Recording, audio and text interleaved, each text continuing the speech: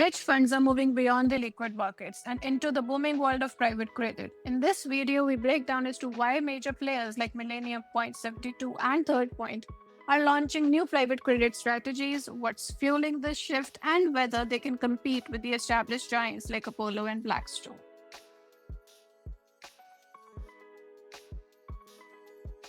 Hello everyone, welcome back to our channel and welcome back to this video. In this video, we wanted to share with you as to how the hedge funds are now entering the private credit arena and whether this is an opportunity or an overreach. The private credit boom is continuing, and now some of the world's most prominent hedge funds want in.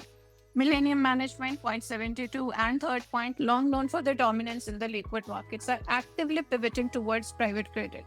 This marks a significant shift in their business models as they attempt to transition from pure trading outfits into diversified financial institutions. Let's try and understand as to what is driving this move. There are three particular factors which are driving this move: diversification and higher valuations, demand from institutional clients, and hunt for yield.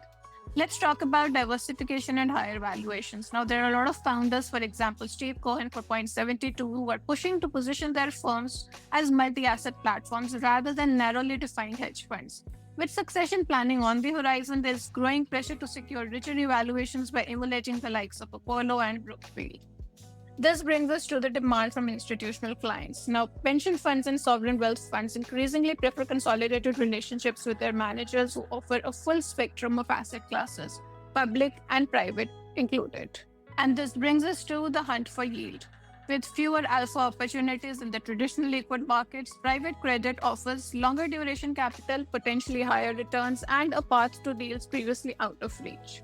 So these three factors combined are what is driving the move towards private credit. However, at the start of the video, we had told you as to this discussion is going to be about whether this is an opportunity or whether this is an overreach. So what's the catch out here? The catch is that while the hedge funds are seeing an opening, there are established players like Apollo and Blackstone who dominate the space, and they have long-standing deal pipelines and institutional muscle. As one executive put it, you can't just raise capital and expect to play in the same field. Even those who did get in early, for example, like the eShaw, they remain relatively small in this arena with just 5 billion in private credit strategies compared to their 65 billion in overall assets under management. So given all this, what is the strategic outlook? Now, first and foremost, the competition is intense. And secondly, the regulatory and operational complexity is there.